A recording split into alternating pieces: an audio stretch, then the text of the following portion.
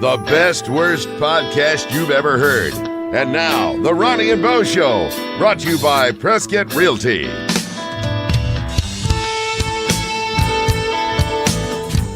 It's the Ronnie and Bo Show. I can't believe we're still doing this, Bo. I know. Huh? We're still in it to win it. And you Bo. know, not once have we argued at each other. I know. Or pointed fingers or said, why did you do that? Or no, I'm being serious. No, yeah. I know it's been a short time, but this is a wonderful relationship, and I'm glad we're doing this. I am as well. This is good. And we're in the middle of a good couple episodes, a special two-parter. Yeah. But all of our episodes are brought to you by Prescott Realty, and we are so thankful for them sponsoring the Ronnie and Bo Show. At any given time, there's like 5 to 6 different facets of real estate. Right. And rather than them covering all the bases in one person, being kind of good at everything. Right. They have specialists that are really good in their areas. And so if you've got a need, give them a call at 928-499-8700. And one of their specialists will talk to you. You can just call. It's a no-commitment free consultation. A first-time home buyer specialist, for example, is what you're talking about? Exactly. Yeah. Custom home sites? Right. Okay, existing homes. Okay. They'll zero right in on the buying and selling process for you. So give them a call or email them at info@PrescottRealty.com. Or check out their email, or check out their website, I should say, at PrescottRealty.com. So let's continue with part 2 of our discussion with our good friend and special guest, Chris Simning. Let's go back just to basically the 8th grade and just falling asleep one night and waking up the next and kind of the turn of events from there. That's right. It was Easter morning, 1983. It was my mom's birthday, my stepdad's birthday, and my mom's identical twin sister's birthday. It was a big day. My mom came to my room to wake me up. We were going to get ready to go to church. My Easter basket was sitting on my desk, and I got out of bed, stood on my feet, and the moment I did that, my head fell forward, and my chin was touching my chest, and I got lifted back up. So I thought I slept wrong. As a kid, I was really funny. I was pretty naive about things, so it didn't really faze me. I'm like, interesting. And I walked down the hallway and went to go eat breakfast with my family, who was already waiting for me at the table. And they all thought I was joking around with my head looked over. They were laughing. And at one point, my mom said, "All right, joke's over," something to that effect. "Lift up your head." I wouldn't do it, and she thought I was still being a clown, funny, and and so she tolerated it for a little bit, and then after a while, I think she was scared because normally I wasn't that kid. I was very obedient, very whatever my parents said to do, I would do. I wasn't rebellious. But I wasn't listening to what my mom asked of me to do. That was to please lift your head up. And did you know at that time you couldn't? Yes, I knew at that time that I couldn't. And I would take my hand and pry my chin up and keep it up. And then when my hand would go away from my chin, it would fall back down. And so actually yelled at me. That's got to hurt. In anger. Yeah, no, I can see that. Because she thought I was being very defiant. That's right. And she goes, "I said the joke is over. Lift up your head right now." And the tone that my mom used, I knew that it was serious. And I knew that what I had was a serious condition because it scared my mom. And she voiced it in her tone. And I started to cry at the table. And my mom's eyes lit up. My stepdad, my sister all were worried. And my mom felt so horrible that she yelled at me. That wasn't her intention. She just wanted me to be obedient. She didn't think of anything of it. And do you think she still lives with that little moment? No, I don't. Not at all. Good. And she goes, "Chris, what's wrong?" And I said, I don't know. When I stood to my feet in my bedroom, when I got out of bed, I just couldn't lift my head up, and I thought maybe I slept wrong. But just the seriousness of the moment at the kitchen table eating breakfast that morning, I knew that something was wrong, and I was scared to death. Yeah, that's a tough. You were panicked. Mm-hmm. Yeah. And so, I mean, that's Easter Sunday, mom's birthday, stepdad's birthday, Aunt's birthday. Yep, your normal 8th grade kid. Oh, I've seen pictures, and you're super fast, and I could outrun the majority of everybody in my school. Yep, and overnight, then this happens, and that was, I mean, in some ways, the beginning of the beginning. Yes. And I wouldn't say beginning of the end, but I mean, life changed forever at that point. Forever. So then what were the next, junior high and high school years like? I dreaded the first day of high school. So when I woke up in 8th grade, it was in April, like I mentioned. So I had until April to September to figure this out. During those months, I wanted to be secluded. I didn't want to be in public because I didn't want people to stare at me. So I did everything I could just to stay home, not go out, not to be seen, because I was very self-conscious of any inkling of a stare or look my way. I took it as they were teasing me. How do you, I mean, I guess that's natural and normal, but at your age right now and how many years you've dealt with this, do you look back on that, Chris? Mm-hmm. And do you say, boy, I wish I had the courage not to be embarrassed? Or do you say, no, that was darn natural and that's where I was at that time? I mean, do you look back and see anything different or learn anything? I have no regrets with my reactions. Mm-hmm. The way that I reacted then to how I react now even. I saw hard days even today. I have learned a lot. I learned that people judge too quickly. Mm-hmm. You can't judge a book by its cover. That phrase is so common, but yet it is absolutely true. Mm-hmm. I feel like God has a sense of humor.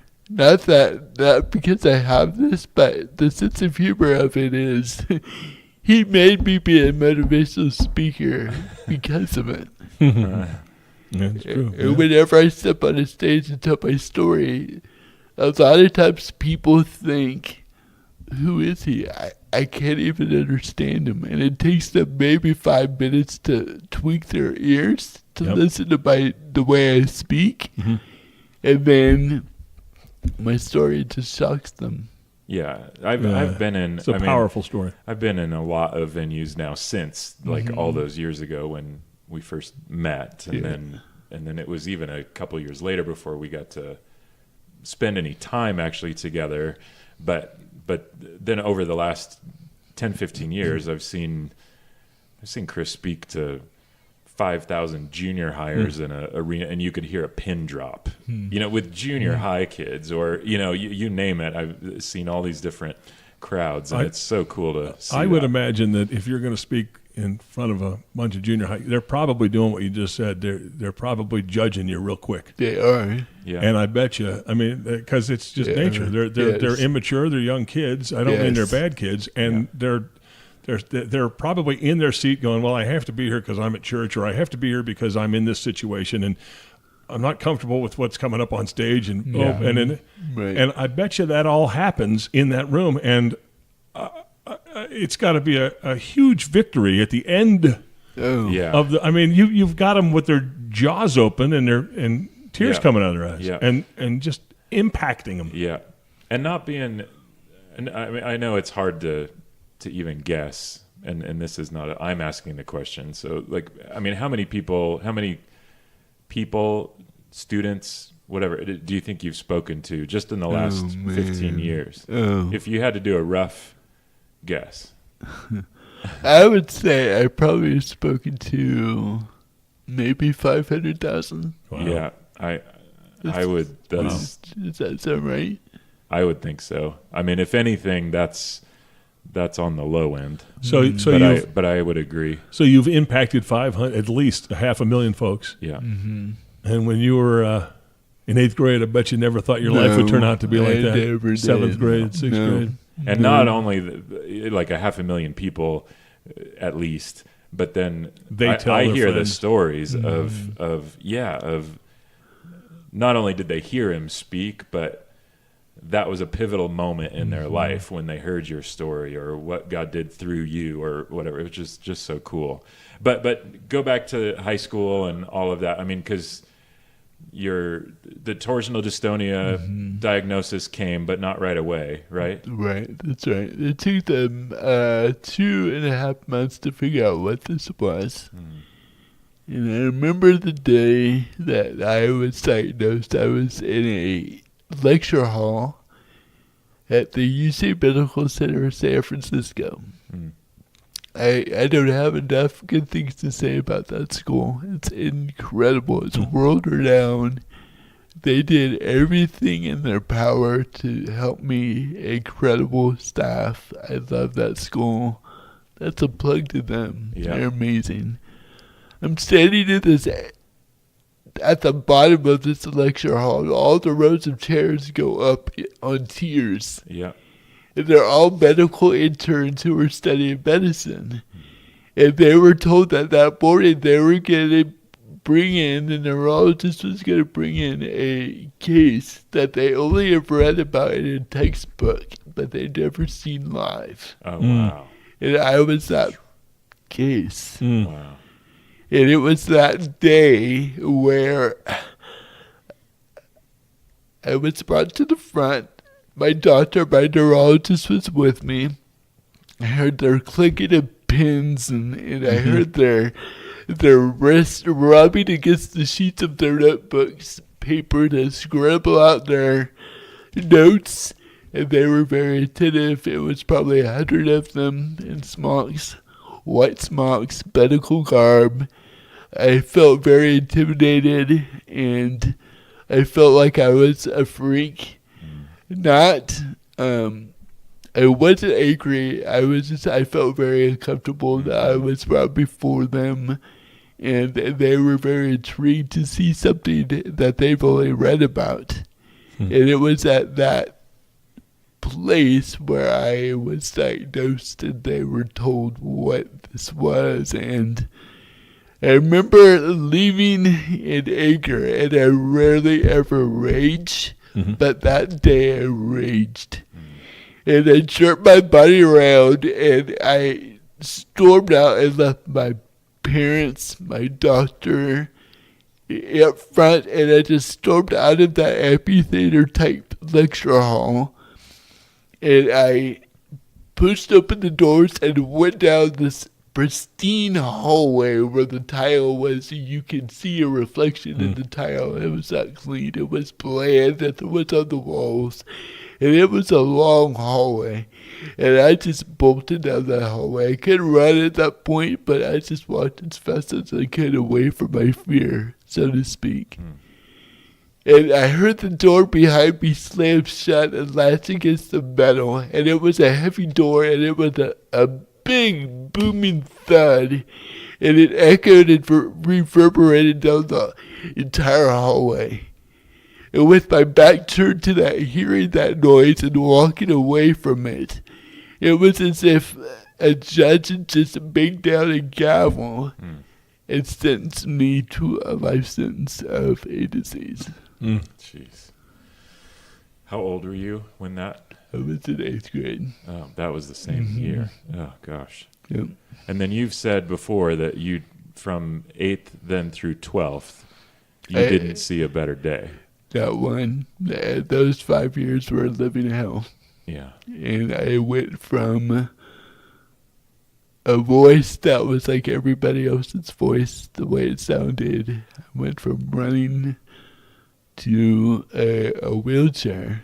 And the progression of my disease was so fast that the doctors were scared that they were going to lose me.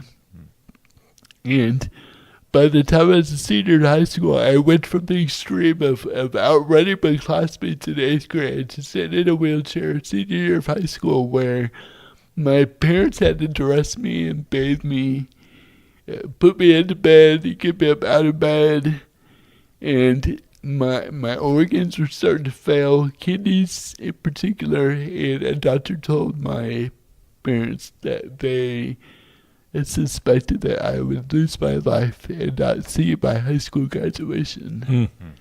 And my mom was in the process of playing out the music that she was going to play in my memorial service. Wow. Did she consider Sexual Healing by Marvin Gaye?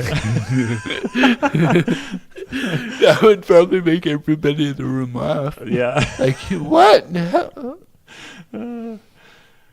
Chris, so torsional dystonia is the twisting of the torso. Yes. And so kind of from the inside out, organs, muscles, Yes. your core just twisted Yes. upward. So that And the vocal affected cords. vocal cords, Yes. your neck, the Right. way that you walk, Yes. your organs and their functioning ability, which is why then eventually the colostomy bag, right? Right, yes. Whew. So then you obviously, I mean, you're still here. So here. So something happened. So what? Yes. I mean, what happened? We're flying through your story. We are. But, I mean, this is decades feel of free to of double back things. or slow down or speed up, but just God really used my life of brokenness. It's so weird for me to even say that God uses brokenness for beauty. And I've lived it. And he really started to take a hold of my life because I grew up in the church since I was about 7 or so. Exposed to Jesus, exposed to church, went to Awanas, went to youth group, and then when this started to happen, I really questioned Jesus. Like, are you real? Do you exist? Do you even love me? yeah, Right. for sure. And I really wrestled with things, and whenever we would go to church, I would always put on the face of a smile, when really inside I was in agony, but I didn't want to. I felt like I needed to play the part of a Christian, and it wasn't because of my parents, it wasn't because of anything. I just thought that's what I was supposed to do. Yeah. And I realized that life was just really hard for me. I got involved in going to counseling to help me with my identity issues, insecurities, self-esteem. And God just really started to take my life story and begin to mold it and break it so that I could see the power of who He is in my life. You've said before that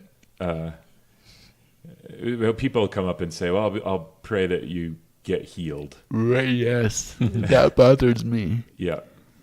because I feel as if God has healed me, and I feel like this is what He's using in my life That's to brilliant. heal Yeah. other people. Yeah. And I feel when people think of the word healing, the way God heals is a completely different concept of what they think healing should be. Yep. Which means for everybody who wrestles with brokenness, maybe God doesn't want to take away your pain. Maybe He wants to use it. And when you get your head wrapped around that idea and that paradigm shift, ooh, that's a big one. Yeah. I did go to college. Yeah. And when you wrap your mind around those things, and you really come to terms with accepting you being comfortable in your own skin, that's when God really begins to work and shape and take over your life. That's cool. I would not trade my life for anything, but with that said, my life is a blessing, and at the same time, it feels like a curse. Yeah. I still struggle every day with getting stairs. You know, I have nothing eloquent to add, but you know, it's that cliche about when you're having a bad day. Yeah. Yeah. I mean, I don't even know how to ask the question or form a question, but I bet you could talk about many angles. Yep. of when you have a bad day. You know, when you see somebody pouting and crying across the room and they don't get a cookie from their mom and they're having a bad day. I mean, I'm sure you see that, or personally, today I do have a bad day, and it's I don't know. I don't even know how to phrase the question, but I bet you could take the topic of having a bad day and add a lot to that. Your T-shirt line of better, bitter, right? Like Yes, big. It's huge. Yeah. Well, What even like you were saying, you've just, I mean, even recently, we're kind of joking about you travel constantly, being a professional speaker and flying all over tons of times in airports. And just, I remember last year a couple times, I mean, all these years into walking through your journey, and the people, with the woman helping you at the kiosk with the tickets. Man. I mean, still all these years, and like, you have your master's degree, for gosh sakes. You're brilliant, and like, and I'm not saying it in any weird way at all. Like, I don't even see the disability anymore. Like, you're just Chris, and and I think that's the course, kind of what you're talking about when people are sitting there listening to you speak. There's 5-10 minutes of recalibrating their ear and then even their mind, but then about 15 minutes in, you're like, oh man, I don't even see. So, but yeah, like being so annoyed with people treating you weird, or looking at you in the grocery store or the. Yeah, those are hard days. How do you handle that? Sometimes I mean, do you say something to yourself in your mind? Do you kill them with kindness? Do you smile and walk on, or do you sometimes mind telling what that kiosk woman said? Oh yeah, so I'm going into the airport to check my bag and to get my boarding pass. Not my colostomy bag, but my luggage bag. Yeah. And so I get in there, and I've done this billions of times. You have it down to a science, right? Yeah. I could do it in my sleep. Yeah. And at Sky Harbor, he flies so much that we flew somewhere a while ago, and the security people, hey, Chris, or to get my wallet out to show my ID, they go, oh, put that away. We know you. I said, you can't do that. That's illegal. They're like, we know who you are. So I go walking up to this kiosk, and the representative there of the airline, she doesn't know what to do with me. Do I need help? Do I not need help? So she comes up to me, but her tone just ruined it. She began to stoop down, look me in the eye, and talk to me as if I'm 5 years old. Right. Yeah. Instead of standing up straight. Yes. Yeah. Can I help you? I'm like, I'm not deaf. Hello. And I'm like, no, I got this. We're saying really polite, but inside I was starting to get a little bit angry.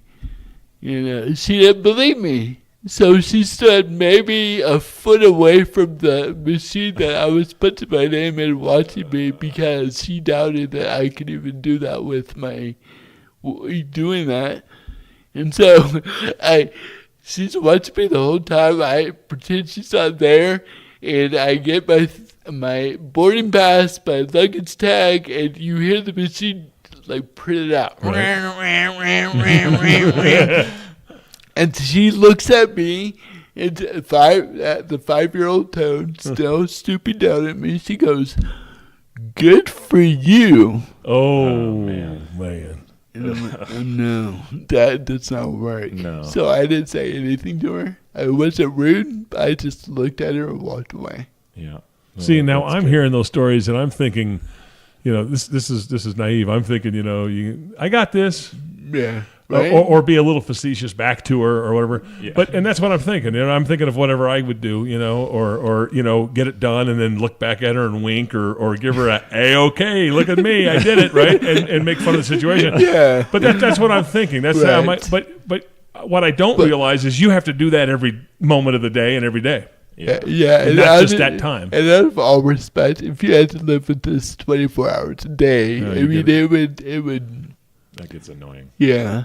Yeah. Now, if I was gonna say if she's beautiful, then you can play with that So a then little bit. You know, You'll put your thumb in your mouth Yeah, and go, you- "Oh, I don't Yeah. know. Maybe you could help me."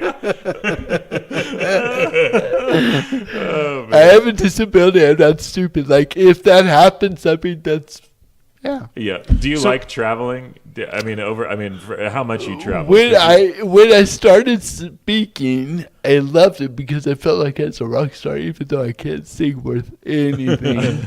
But I felt like getting on airplanes, packing a suitcase. It was like the life. It was Hollywood. Yeah. It was everything. 18 years later, You're tired of. I do not like living out of a suitcase. Yeah.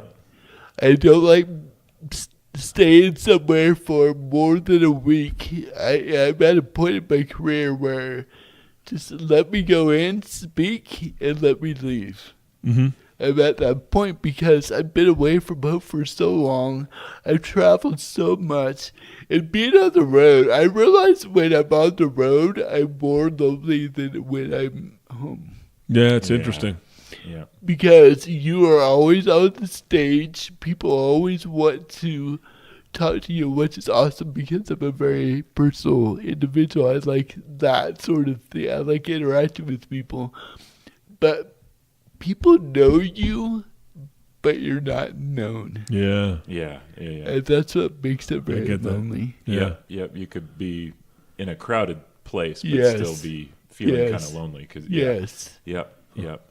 You're in, different places. You're eating different foods, or it's packing a suitcase in and of itself. It gets old really fast for me. That's interesting, though, how you said it was exciting at first. Yeah, It that's- was. yeah. It was. Yeah. Do you have a favorite thing that happens, like while you're speaking, or when you're done speaking?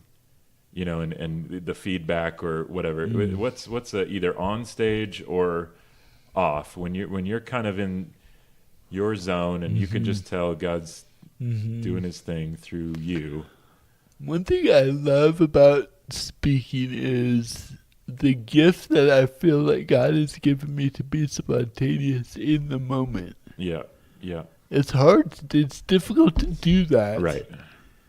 But I feel whenever I am speaking and I feel that comfortable to where maybe there's something in that community I'm speaking to, the culture of the audience, that I can just pull something out of that only they and I experienced together. No one outside those walls would know what we were talking about. But because they're there, I'm there with them. And I get to pull something out specifically to that culture of that audience. And I'm able to connect a metaphor with that into my teaching, my message. Right on the spot. That's That's probably one of the best feelings I get as a speaker. That's awesome. Neat. That's so cool. Mm-hmm. That's so cool. Chris, will you tell the no smoker? Oh, You got it. oh my goodness. That cracks me up. My friend goes on a date, and they're having a great time at a very good dinner restaurant. He treats her well, and they are enjoying their evening together. And they, I don't know this story, but I am looking at both of you just laughing. it's getting time for them to go. They're full. The waitress comes up to them. Do they call waitresses these days? Yeah. Just Servers. Servers, yeah. server. And she's Asian. And she goes, would you like dessert? And my friend politely looks at his date. And she looks back. She nods her head no. And he's full as well. And you know what? This is a great dinner. We're just ready for the check. So whenever you're ready, that would be great. She turns around. This is a very nice restaurant. She turns around and walks away. And he's thinking in his mind, you know what would be a good thing to complete this meal would be an iced mocha. That just sounds really good to me. Nice. Yeah. And so she's walking away, and he goes, "Excuse me, miss. Just turns around, and she walks back, and he goes, "Ice mocha, please." He didn't even say, "Hey, I think I'll have an ice mocha." He just says, "Ice mocha, please," thinking that she would know exactly. Sure. Okay. "Ice mocha, please." And she looks very sternly at him, and she goes, "No." And he looks at his date. The date looks back at him, and they both turn their heads to look at the server, thinking, well, maybe repeat it. Maybe she didn't hear it right. Oh, rude. And he goes, "Ice mocha, please." And she's Asian. And she goes, No, you no smoke inside restaurant. You go smoke outside the restaurant. Oh, gosh. man. That is too good. That's hilarious. That's too good. Well, Chris, being all over the place, all the stuff that you've done, all the people that you've interacted with, what if you could end your days and just go, this is what I wanted to leave with people, with my words, with my life, a feeling or a thought, what would that be? Never underestimate the power of your brokenness. In other words, do not flee from it. Embrace it. Because in the embracing part of that's what makes you unique. And that uniqueness becomes your story. And that story is how the Lord wants to relate to your life and speak to you specifically about that brokenness. Not to condemn you, not to embitter you, but to make you live for the right word, but to make you whole.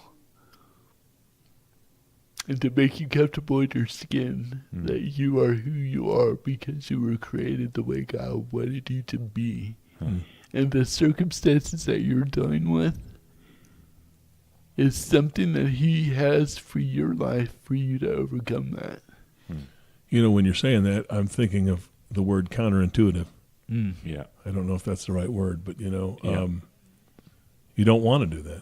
No, you don't. You want to run from it. You want to hide from it. You want to scream at it. It goes against your human nature. Yeah, but we don't like. And it's hard for people to be counterintuitive, Yes. or to act counterintuitive, react Yes. counterintuitive. Yes. You know, and this is not. This is not apples with apples. But when the stock market drops, and you lose 500 points today, what does everybody do? Yeah. Sell. Sell. That's when you're supposed to jump in and face it and get into that fear. Yeah. Now that's not exactly what you know. Yours is Right. much more significant, but Yeah, but that's the same. that's a powerful message, Chris. Right. Yeah, that's huge. Well, I can say you've done that in my life and had a front row seat countless times now to see you do that. We're going to have you back because there's about 12 or 15 key stories in Love your to. journey. Yes, and you peed on our stage, for I gosh sake, did. at Heights Not Church. here. Yeah, Not on the yeah, Ronnie no, and Bo no. And we didn't get to tell that. Or we've No. got a lot, but this is worth Pedals. multiple. Yeah, Yes, yes, exactly. And but we need to wrap up our time with 2 truths and a lie. Oh, that's yes. And so we do this with all our special guests, or as many as we can anyway. And so we're going to ask for two truths and a lie. So you're going to give us 3 statements, right? And then one of these is a lie. You need to stump us. Yeah, Okay. and 2 of them are true. Okay. Okay, so you can give them in any order that you want. By the way, I don't know if I should bring this up or not and ruin the momentum, but we haven't done the Ronnie and Bo poll. Do we get that out of the way first? Should we do that first? I don't know. Which one should we end with? Okay, This is how we are, Chris. I know, seriously. Well, On I the don't spot. care. Chris Yeah. gets to pick. How about you guys do the poll? Okay. Right now. Okay. All right, that'll give you a chance to think of your lie. Okay, Yeah, so it's, it's right. it's hard to be a liar. Yeah. time Okay. to pay off. All right. All right, it's time for the conclusion of the Ronnie and Bo poll. Ronnie and Bo poll, Ronnie and Bo poll, Ronnie and Bo poll. All right. So the question was, if you don't remember hours and hours ago, in California, it's illegal to eat oranges while doing what? Gardening, working on a computer, driving, or bathing. All right. You've had ample time. I've got my boys answer. and Do you girls. think you have the answer? Do you think you got the right answer? Yeah, I do. Yes. Do you? Okay. I think I know the answer, but I don't. But I'm going to think All right. I do. In California, Bo, it's illegal to eat oranges while doing what? Number 4, bathing. Bathing. Okay. That's your final answer. All right. Did you And agree with Chris? that, or did you have a different No, I'm going to say driving just because it's so stupid that it has to be driving. Okay. All right. So When you can eat something else, but you can't eat an orange because of it does sound whatever. like one of those It stupid does, laws. Yeah. The answer is, in California, it is illegal to eat oranges while you are bathing. Nice. Nice. Yes. And I don't know why I felt that way. I guess it went back to way back to 1920.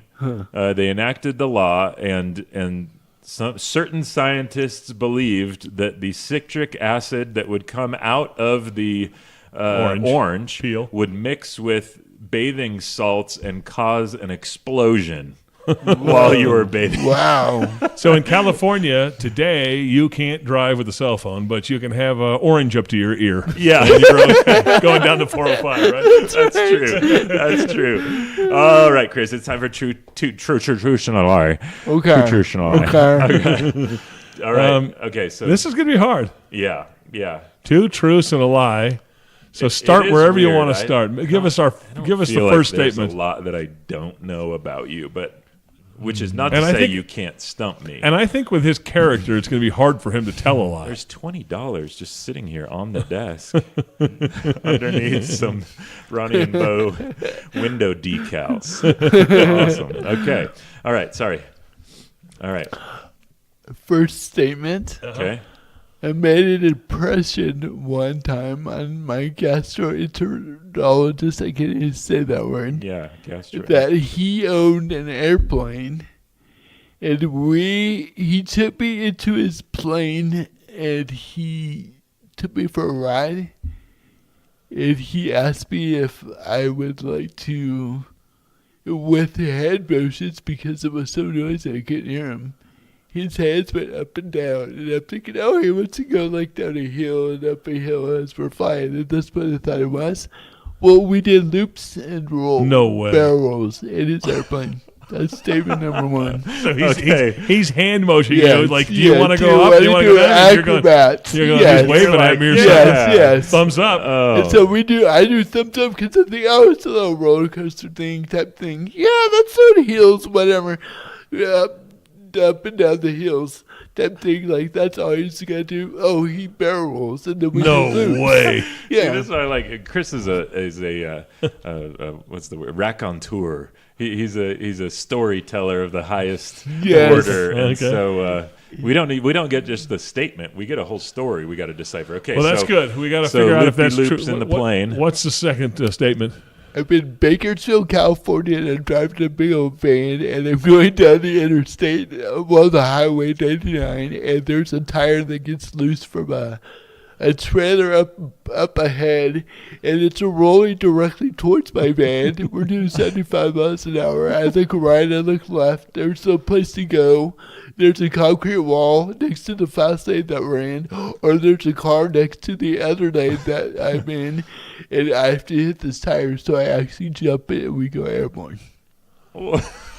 I would love to see Chris airborne. You know, I'm beginning to see a pattern. Yeah. Loopy loops. You know. Yeah, exactly. Airborne. Yeah. Here we go. But Yeah. but I'm going to start this, and I know what you're going to say. But you said Bakersfield, and you said the 99. Mm-hmm. That's Ooh. accurate. That is The accurate. 99 does go through Yeah, that's Bakersfield. correct. So That's if you would have correct. said the 67 or something, we I would would've have caught spotted you. the line. Yeah, I don't know. that's- All right, let's go ahead. Maybe I'm he's- formulating my Maybe stuff. he's just really sharp. Yeah. Yeah. Okay, last one. I'm in downtown Hollywood. This is what I lived in. As you said, I went to Pacific University. Nice. And I'm walking down that Avenue of Stars, and there was a TV producer that was walking towards me. This is good. All of them are true. There's no way. Go ahead. There was a TV producer walking towards me, and he stopped because of the way that I looked. He said, "Have you ever done TV before?" I said, "No, sir." And he goes, "Would you ever be interested in being a character in a series that I would like to develop around somebody with a disability?" Wow. And I told him, "No, thanks." And I kept walking. And it turned out a possible deal to be in not a comedy series, but a drama series in Hollywood. Oh, man. Okay. Loopy Loops in the airplane. Okay, so I happen to know one of the ones. Airborne on the 99, avoiding a loose tire rolling at him. Yeah, and I seem to remember. Boy, all of those are. Well, I know the middle one is. Well, do we deliberate? You do? Deliberate over this? No, or do I I don't just know. keep it to myself? I think I know which one the lie is, Okay. but I don't know. Maybe I don't. All right. Do we? How do we know? How do we I don't determine? know. Do we Okay, write so this down on a piece of paper to see if we're the is same? my thing is What do you think? I happen to know I think what he's doing. There's some truth in all of these. Like but there's like a, but I know So the you think middle one is you- for sure true. So you think he's jump. walked down a boulevard once in his life? That part on the third I one. know So part of that is true. There have been some Hollywood conversations, but I'm not sure that it took place in that fashion. I don't remember about the loop-de-loops, but there's something in the back of my mind about flying. There is a flying story that I'm familiar with. I'm not sure. I'm going to say, okay, I'm coming to it. Okay. I'm going to say the last one. You're walking down, did you say Hollywood Boulevard? Mm-hmm. And a guy noticed you and says, have you ever considered being in TV? I'd like you to be a subject or a center. I'm going to say that's the lie, but don't answer yet. Okay. What are you going to say? I'm going to say the same thing. So, oh man, what if we're both wrong? I know. Well, then we suck. So, did you drive down the 99 in Bakersfield and have a tire come flying at you? I did. No way. And he went airborne. What was the outcome? Airborne. What was the outcome? Oh, the And tire tell did, what or kind you of did? van it was? It was a Ford Econoline van. It was a big one. Yeah. And it had a wheelchair lift in it for my wheelchair. I was Maybe that walking weight. then. And, we kind of pulled it up over that tire. And boom. We are way. flying through the air. No way. We are headed to Disneyland. Yeah. And after that experience, I was scared in the moment, but when all was done and done and we were all okay, I'm like, let's turn around and go home. I had my ride. That was the best ride of my whole life. I had to Disneyland was a Disneyland. letdown. That's right. Too Oh, good. that's great. That is good. And then the, how did you phrase it? Not the loop-de-loops. The barrels, the acrobats. The barrels. Yeah. The barrels. Yeah, the barrels. So you said, was it a doctor? It was a friend of doctor, yours? yes. And it was his plane? It was his plane, and he... What kind of plane was it? I don't mean to keep interrupting. Was it like a 6-seater or a 2-seater No, or a it was a 1-seater? 2-seater. He was in front. I was in back. Was it with the wings on the bottom or the wings on top? Was it a biplane? The bottom. The Okay. wings were on the bottom. And was it a single prop or a dual prop? Or Yeah, no clue what Or you jets? says. no, I mean, was there only one propeller in the front? Yes. Or were there propellers on the wings? Or were there jets, which is not There proposed? was one propeller in the front. I should have asked that to Wow. determine whether he was lying or not. Wow. See, it would have stumped me. That's good. Wow. So That's you got good. to So Did he you would- throw up? He would no. Wow. He was sitting in front of me, and Did you fall out? he did this with his arm. No, and so we had the clear canopy over our heads. Oh man, that's and scary. he turned, and we started doing barrels, and I had like freaked out. I thought, Did you whoa. scream? Did you scream? I bet you screamed. I don't a little think bit. I could have screamed, but I'm sure I did. And then we did the rolls, and then we did loops. And my Front and dad, my dad is standing on the ground watching us, thinking, Oh man. I don't think Chris is going to like that. And so we land, and it was a blast. You liked loved it. Mm-hmm. Where was that? Do you remember? It Lake was in Elsinore? Vacaville. Vacaville? Okay. Vacaville, California. Yeah. Oh, north. Okay. That's good. And what was So, the last one? Walking the lie down was- Hollywood Boulevard? Yeah. Yeah, walking down the Hollywood Boulevard, a well-dressed gentleman came up to me as he's walking past me, And he stops me and he goes, "Sir, have you ever done TV before?" And I said, "No, sir." And he goes, "Would you be interested? Because I've been thinking about a concept of a movie that I think your character of whatever it is that you have, I think it would work well into a pilot episode, and I would want to know if you would be interested. I'm just curious." And I said, "No, thank you, but thank you." And I don't know why I told him no, thank you, because that was quite the opportunity. That would have been awesome. Yeah. But maybe he wanted you to come up to his apartment. You never know down in Hollywood. Yeah, Boulevard. Seriously, sexual healing. I don't have that song queued up, or I would play us out. This is an unfortunate theme to this episode. So, should I reveal? Yes. Oh, yeah. Oh, yeah, okay. So the third one, the Hollywood one, is The Lie. Oh, okay. All right. Yes. That's right. Okay. So Then those we were. first We two- got, You're right. You're we right. got You're it. both right. Yes. Wow. The first two were true. Man. Well, Chris, I hope you'd come back and join us again. We haven't scared you off too much. This was a blast. Great. I This loved was a it. blast. Thank you for having This me. is the biggest honor for us just to get It's the been time great. with you, and I know it'll be a huge blessing to anybody that's Hey, listening. Chris, do you have a website? I do. What is it? ChrisSimning.com. Yep. SIM. Ning. Yep, chrissimning.com. Simning. So whenever you're on a word processor and you spell the word sinning, it will underline it.